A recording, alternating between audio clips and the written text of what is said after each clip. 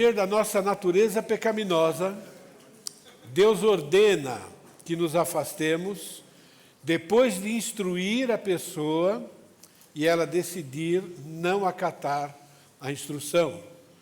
Afaste-se também desses. Por não tratar rebeldia de forma bíblica, igrejas locais estão cada vez mais contaminadas pelo pecado, se tornando mais parecidas com os descendentes da serpente, crendo num amor sentimental, falso e mundano, ao invés do amor que Deus ensina pela palavra. Por quê? O afastar-se é uma instrução do Deus que é perfeitamente amor. O afastar-se é uma ação amorosa. Através do dilúvio universal, Deus, que é amor, age como soberano, amoroso e justo, punindo radicalmente todos os seres humanos, menos a família de Noé, com a morte. Motivo, está lá no versículo 5. Viu o Senhor que a maldade do homem se havia multiplicado na terra, e era continuamente mau todo o desígnio do seu coração. Será que ao agir dessa forma, ele eliminou a humanidade? Gente, só ficou 8 pessoas. Será que Deus deixou de ser amor naquele momento?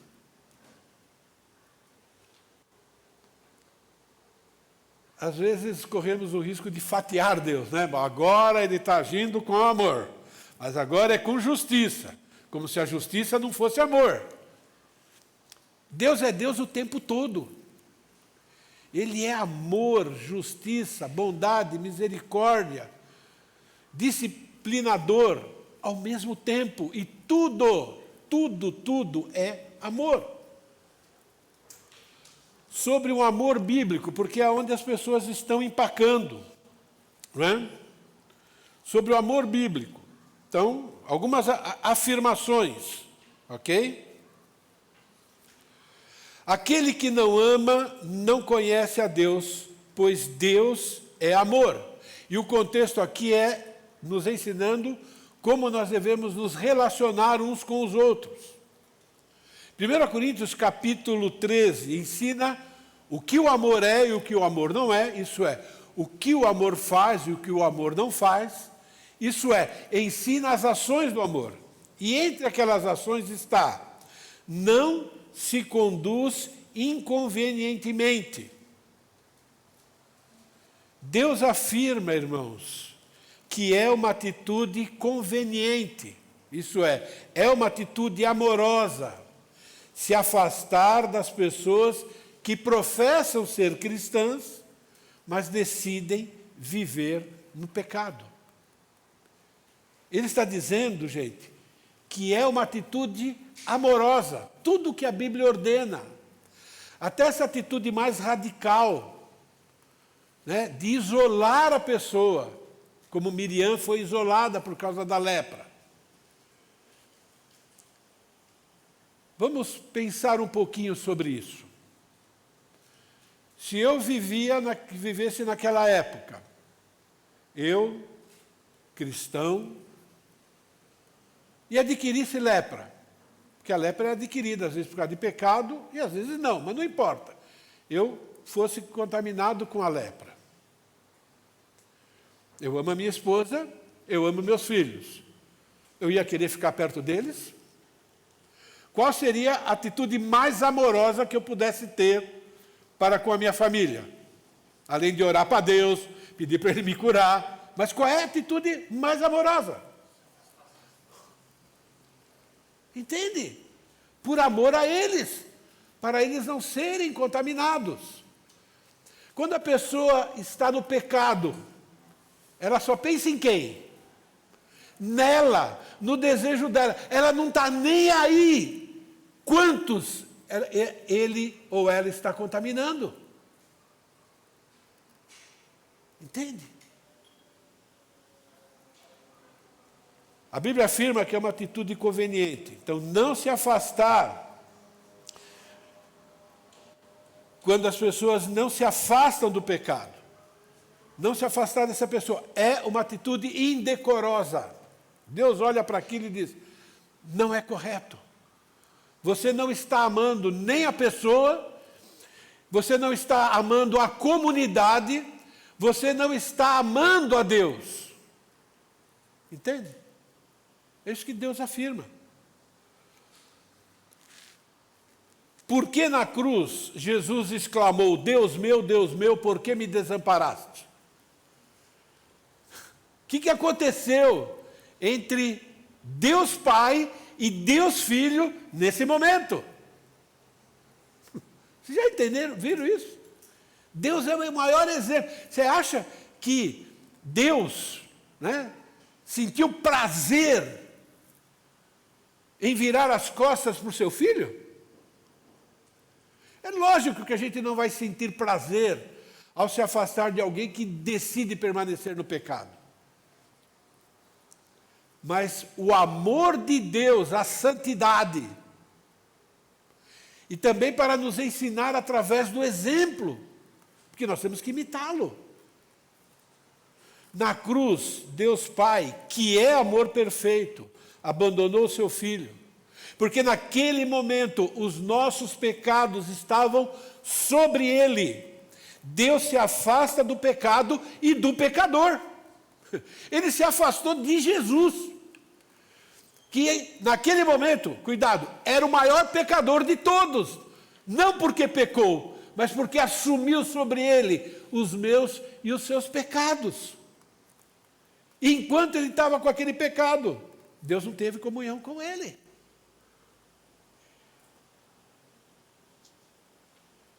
Que bom se cada um de nós, quando nós pecamos e Deus se afasta, tivéssemos a mesma atitude de Jesus, né? Sentisse esse afastamento.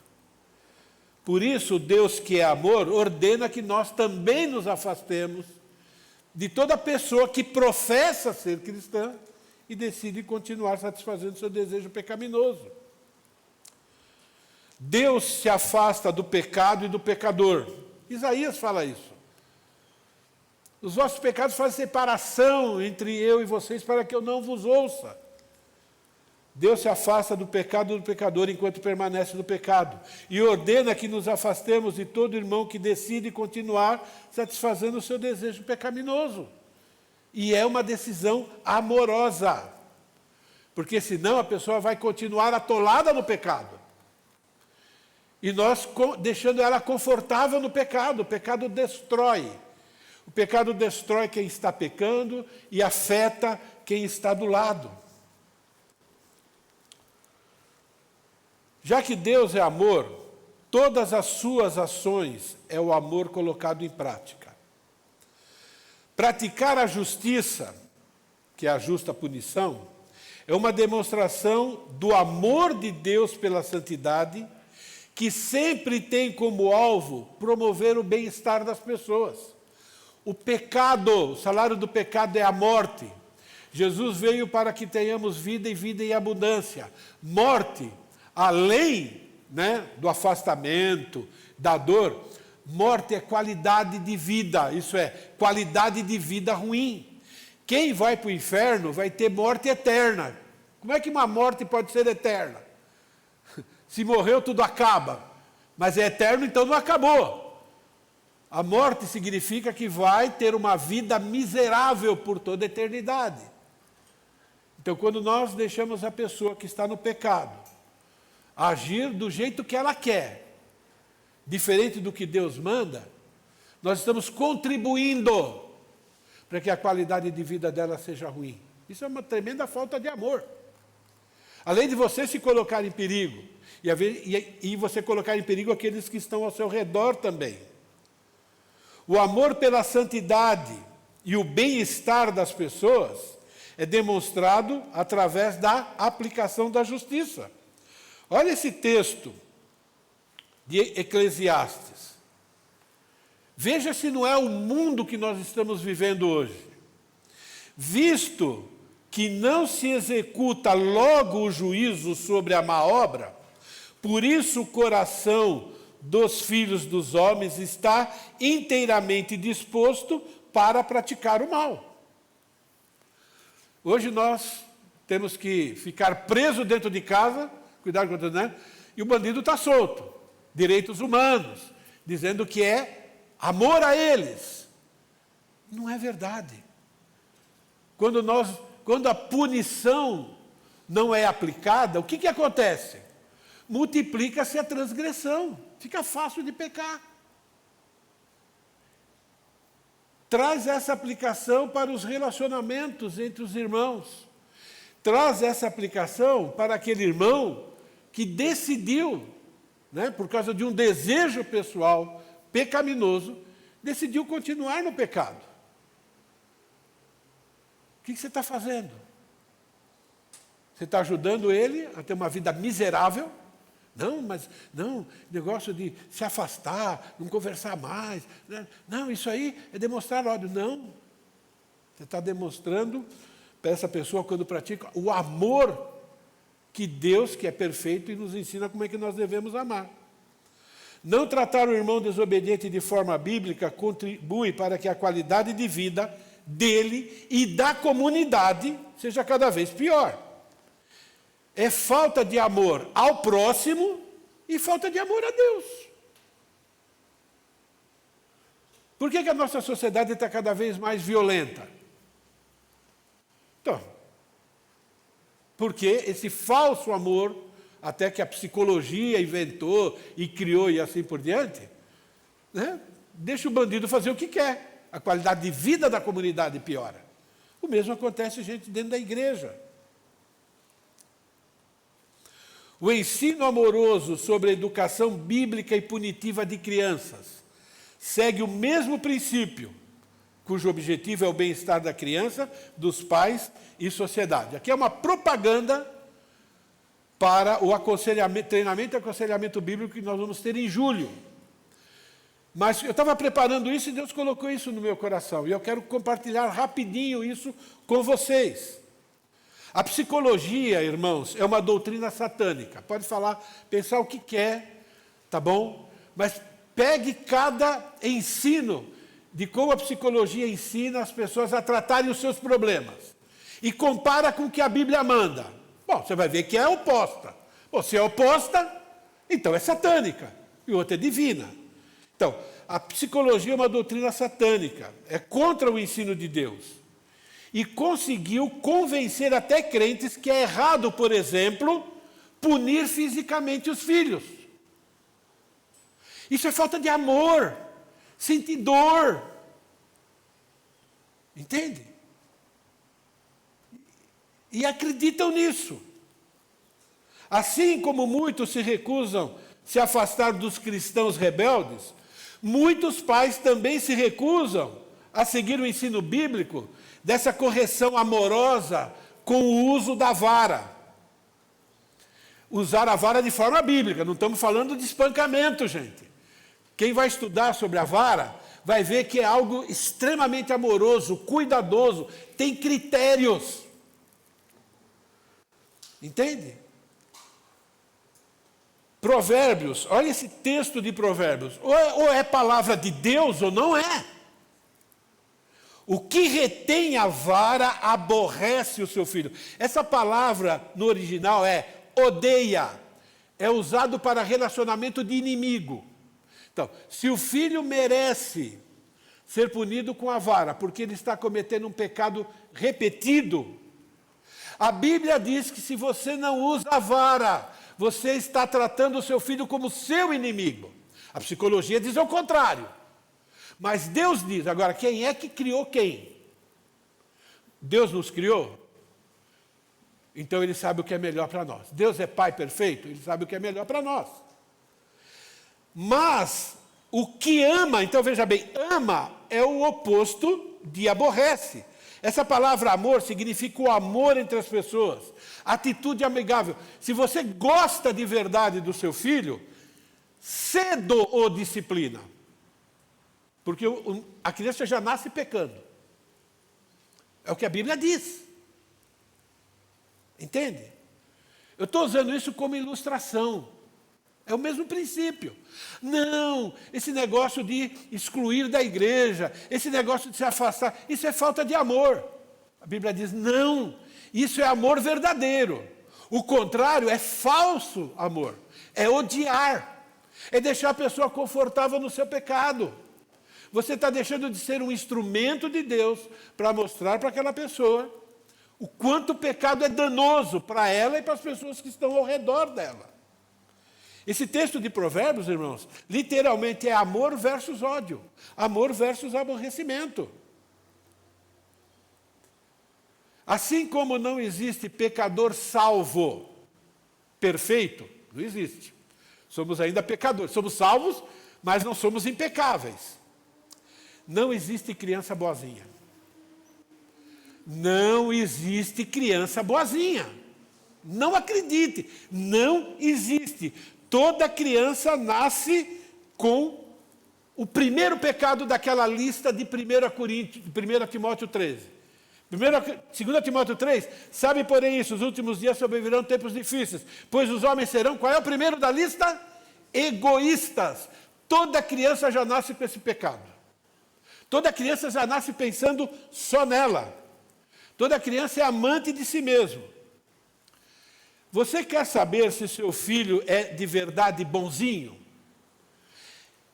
É só ele te pedir algo e você não dá para ele. Você já vai descobrir o nível do coração dele.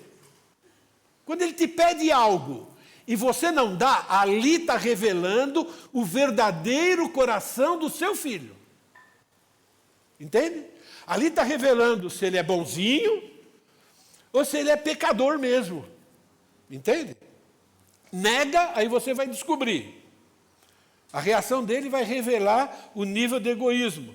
Da mesma forma, quando você trata uma pessoa que está brincando com o pecado na igreja. E você vai e você repreende aquela pessoa. Ali vai estar revelando o coração dela. O nível de egoísmo, de humildade. É a mesma coisa. Entende? Eu vou fazer uma afirmação. É para chocar, tá bom? Então ela não é literal. É literal, mas não literal. Você pode estar alimentando um monstro dentro da sua casa, se você não educa o seu filho conforme a palavra de Deus diz. Um monstro só pode ser amansado com amor bíblico. Não o amor pregado pela sociedade.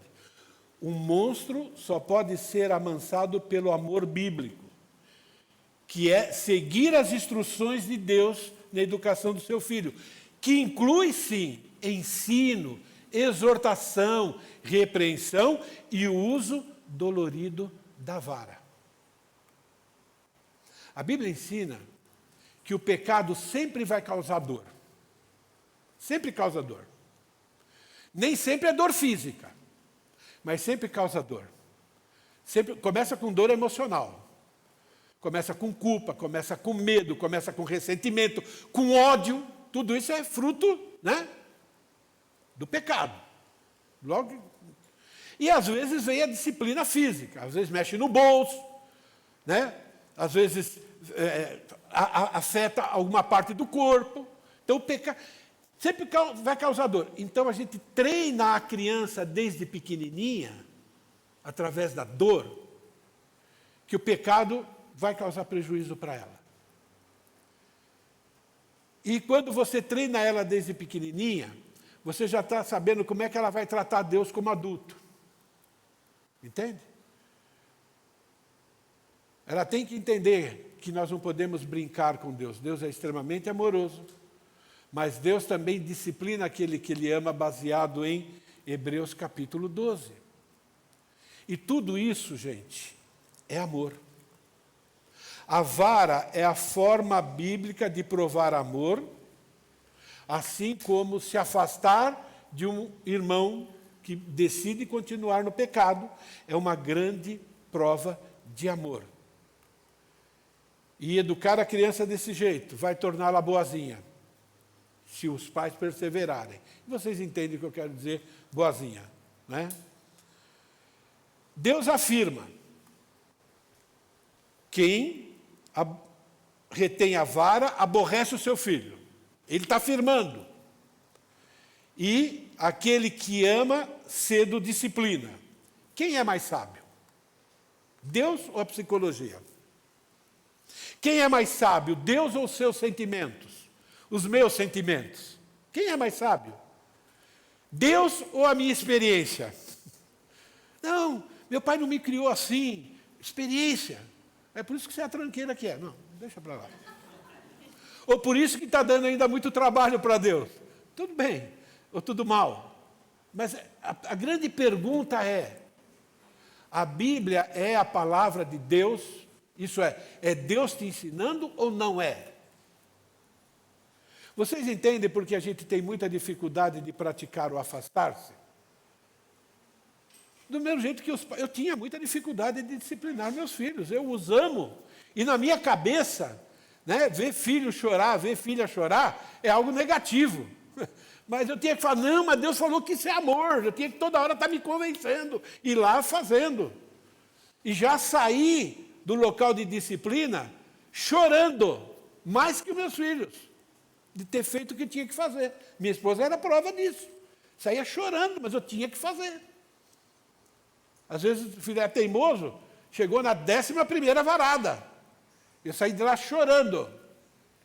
E eu clamei a Deus: Deus, eu não posso parar. Ou o Senhor quebra, e pela misericórdia dele, Deus fez o que precisava fazer, para eu entender que...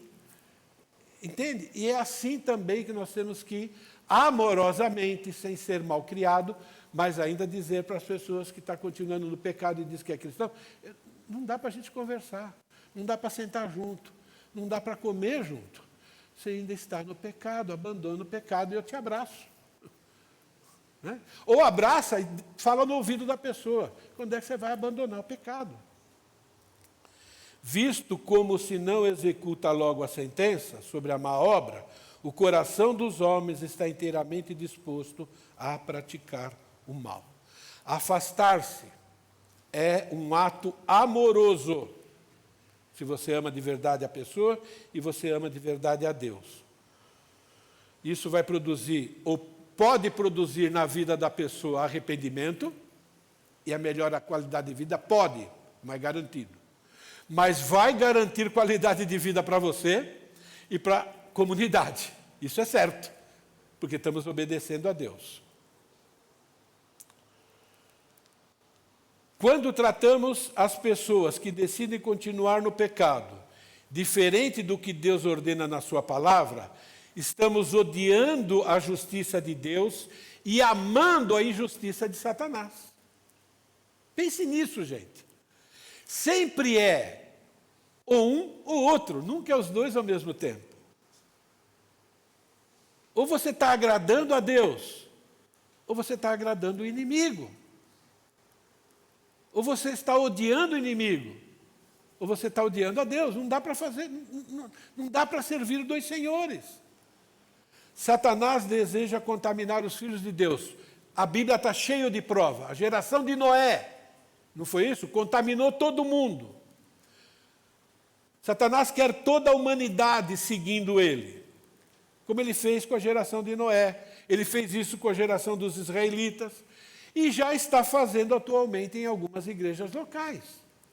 É o papel dele. Ou a gente segue a Bíblia, ou nós vamos fazer parte daquele grupo que abandonou no meio do caminho.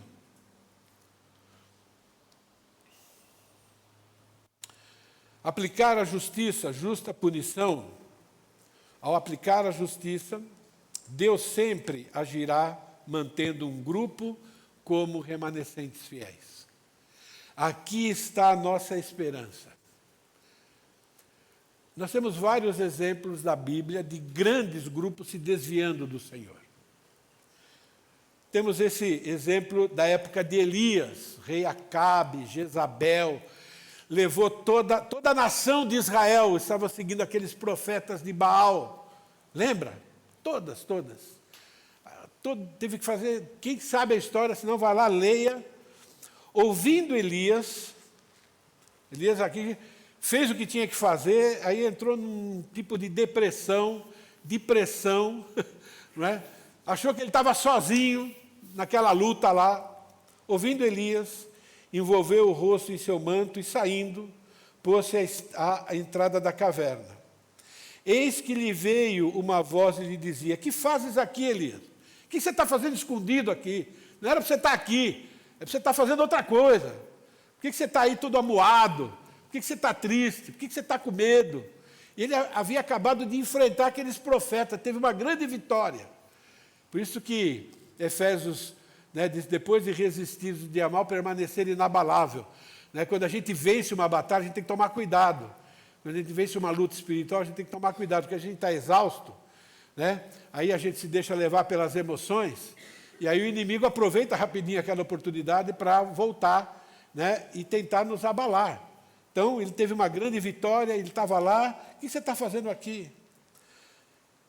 Aí, ele respondeu: tenho sido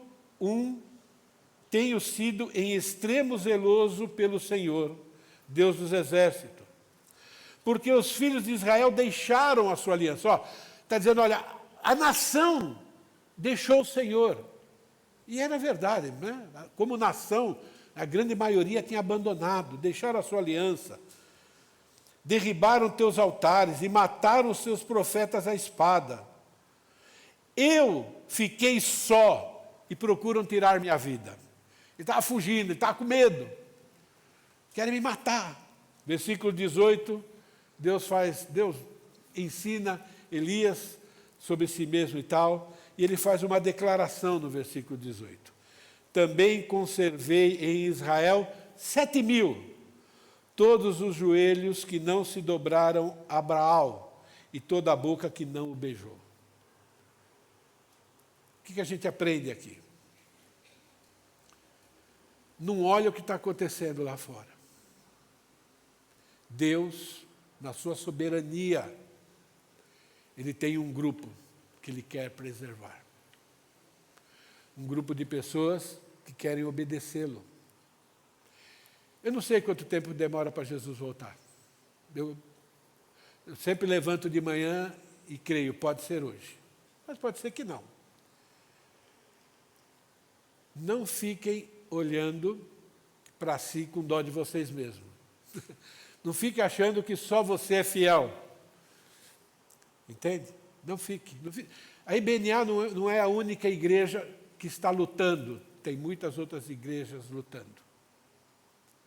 Mas o que a gente aprende aqui é que Deus vai preservar sempre um grupo de pessoas. Ore para que você faça parte desse grupo. Ore para que Deus te ajude a entender as instruções da palavra de Deus e seguir as instruções da palavra de Deus.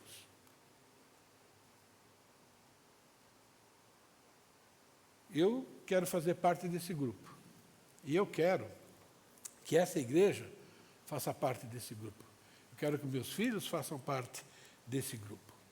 Só tem um jeito de demonstrar se você quer mesmo fazer parte desse grupo. Praticar o que a gente aprendeu nessa quarta pergunta, né? Como é que nós temos que agir diante das pessoas que, por algum motivo, estão brincando com o pecado, estão permanecendo no pecado. Então, temos que instruir com paciência, instruir com amor, com dedicação, repreender severamente, na esperança que Deus lhe conceda arrependimento. E se a resposta delas, seja de quem for, é permanecer no pecado, afaste-se. Senão, você vai ser contaminado. Que todos nós possamos fazer parte desse grupo de remanescentes fiéis para a glória exclusiva de Deus. Amém? Consegui terminar 8 minutos mais cedo. Vamos orar? Querido Deus, Muito obrigado mais uma vez pelo teu amor, pela tua paciência, pela tua longanimidade. Obrigado, ó Pai, pela tua palavra. Algumas partes até gostoso de ouvir, outras nem tanto, mas todas são demonstrações do teu puro amor. Amor pela verdade, amor pela justiça, amor pela vida abundante, amor pela qualidade de vida. O pecado é algo tão sério e tão grave que traz tanto estrago que o Senhor mandou o teu filho, teu único filho, para pagar o preço, para que nós pudéssemos ser libertos dos efeitos do pecado, do poder do pecado, e um dia nós vamos ser libertos também da presença do pecado. Mas enquanto isso não acontece, ajuda-nos a demonstrar o amor que nós devemos ao Senhor, seguindo as instruções bíblicas para nós mesmos, como nós devemos nos tratar quando pecarmos, que possamos ter arrependimento genuíno e que possamos nos afastar daquilo, ó Pai, que nos levou a pecar. E possamos fazer isso também ajudando outros irmãos que são sinceros também a lutar contra o pecado. E aqueles que decidiram permanecer na rebelião. Ajuda-nos, ó Pai querido, a demonstrar amor dessa maneira aparentemente mais difícil, que é nos afastando, ó Pai querido, na esperança de que o Senhor nos traga de volta para a tua honra e tua glória. Ajuda-nos como igreja, coletivamente, a sermos fiéis, a sermos mais fiéis. Sabemos que ainda somos imperfeitos. E que o Senhor nos dê o privilégio e a graça de fazermos parte desse grupo de remanescentes fiéis que não vão se dobrar diante do Baal atual. É a nossa oração em nome de Jesus. Amém. Obrigado, gente.